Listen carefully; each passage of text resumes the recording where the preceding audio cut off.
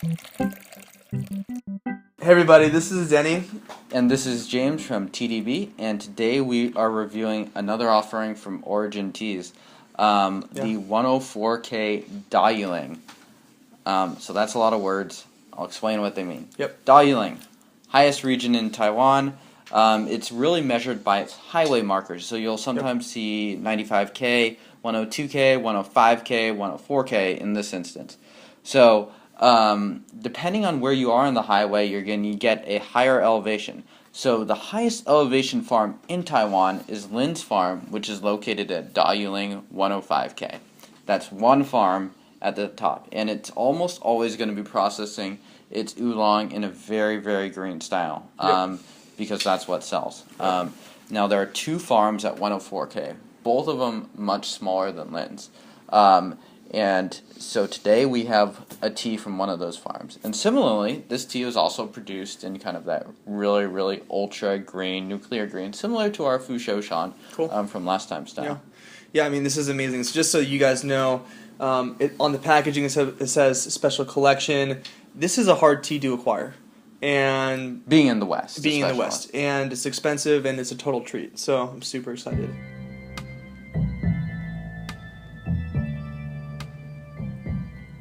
So we're going to be using a 60 milliliter Gaiwan. Wow. Small. And 7 grams of leaf. Wow. And we're going to brew the shit out of this guy, because we go big or we go home. This is how we drink our Ling. Actually, this is not how we drink our Ling. This is how Tony recommended me trying out kind of this brewing technique. And this is what someone like him would use to really give the tea a stress test. And like, if the tea is good quality, it will perform amazingly. Right. So, I've done this with a couple teas to kind of mixed results, but it really, really exaggerates the tea's strengths as well as its flaws. Interesting. So this sounds like fun, and this is the kind of stuff that normally James or I would do with a lesser quality tea, but as Tony insists, this is going to prove the quality of the tea itself. Yep. So I'm excited to do this. Yep. So this is kind of one of those things where you don't do this at home. Because this is like some expensive tea as well, so... It's outrageous. Don't do this at home. Yeah, like you might get hurt. You might get hurt. Alright. Yeah. So sweet.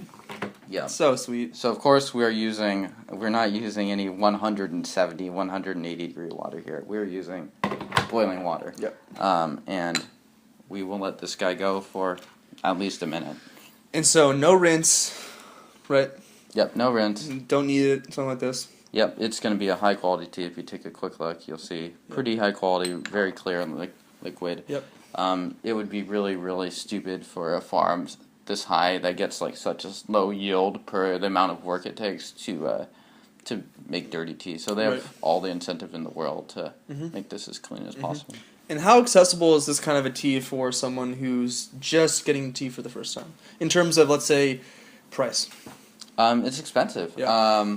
Like, I think Lin's tea, for a Westerner buying it and needing to have it air-shipped here was something like $35 an ounce, so over $1 a gram, which is very expensive. Very expensive. This tea, I think, is a little bit cheaper. Tony also notably offers very, very good rates. Like, after crunching a lot of the numbers and stuff like that, I've realized that Tony's, like, the overhead he takes and stuff like that, much, much smaller. So he's really, really focused, and having talked to him on like just keeping those costs down. So if you want to get really, really bang for your buck on your tea, he's a great place to try. That's great. And normally we think of bang for the buck, we think of the most tea for the cheapest price. But here we're talking about quality for price, and Tony has done a great job, and thank you, Tony, for caring more about exposing people to tea than about making tons and tons of money. Hopefully you're doing well enough that and I mean, you're making some money. And this guy is not selling like your dong dings or something lowish elevation. He is selling your top dollar tea at prices that really only Taiwanese have access to. Wow. So normally when you brew tea, you do not see the oolong leaves fill up the whole gaiwan on the first steeping. No. But In this style, you do. So this is very interesting. Let's give this a go. Cheers. Cheers.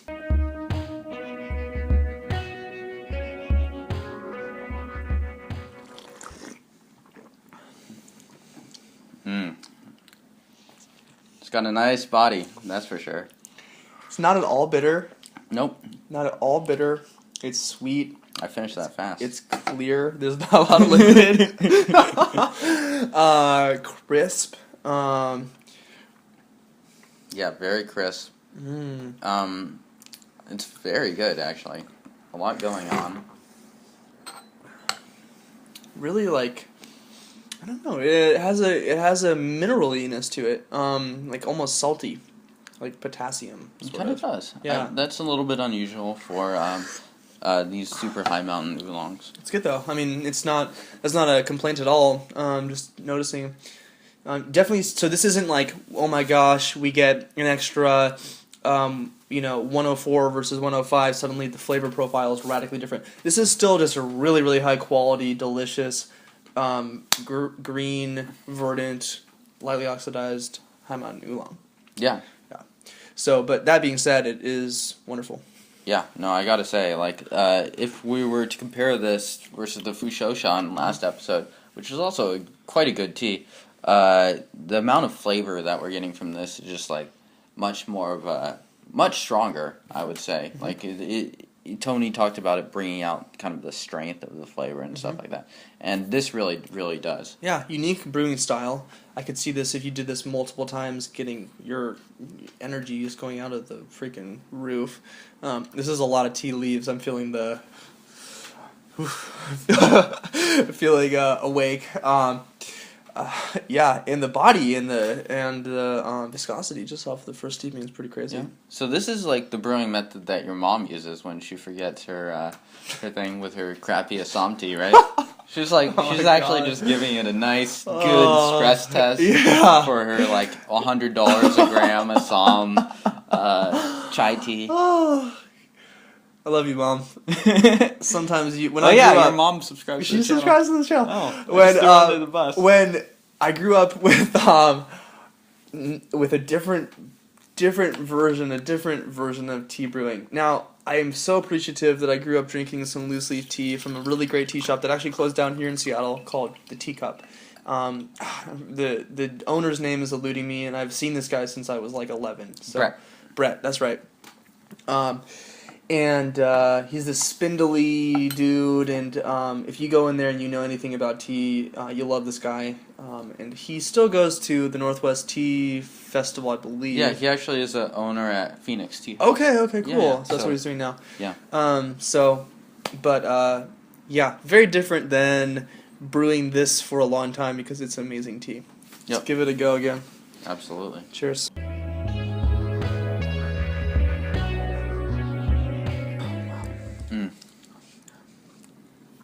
Like the body on this is just blowing my mind. The body is high. Yeah. Compared to any sort of normal Taiwanese green oolong.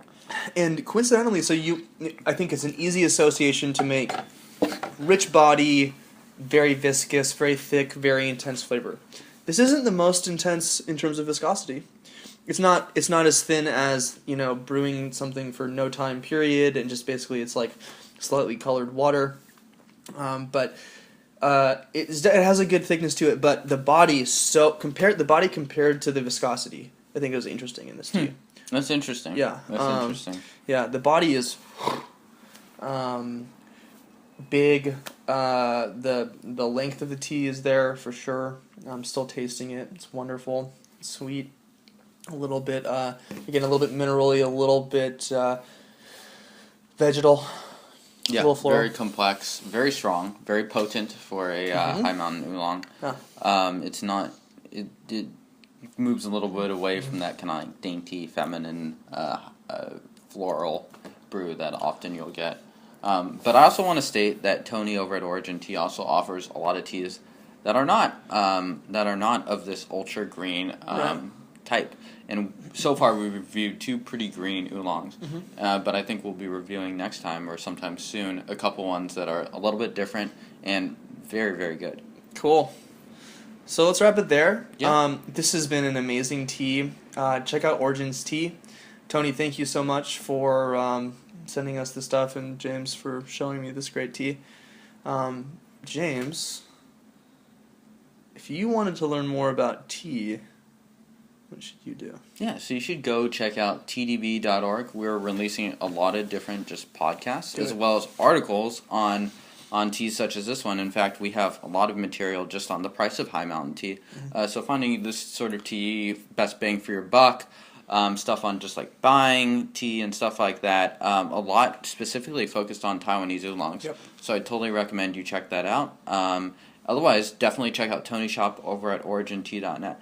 Like I said, a lot of the tea vendors that we review, we don't necessarily drink from personally, but Tony is someone that I would drink from personally. And I'm just going to say that. He's a very, very good vendor, and I would absolutely give him my money. Yeah, and he seems like, at least hearing from James, I haven't actually corresponded with Tony directly, but it seems to me like Tony is doing a great job legitimizing the tea sort of buying and selling for Westerners. So Yeah, that's absolutely. really great. Yep. Yeah. So All right. let's you again, Tony. Let's call it there. Thanks for watching, guys. See you guys. Cheers.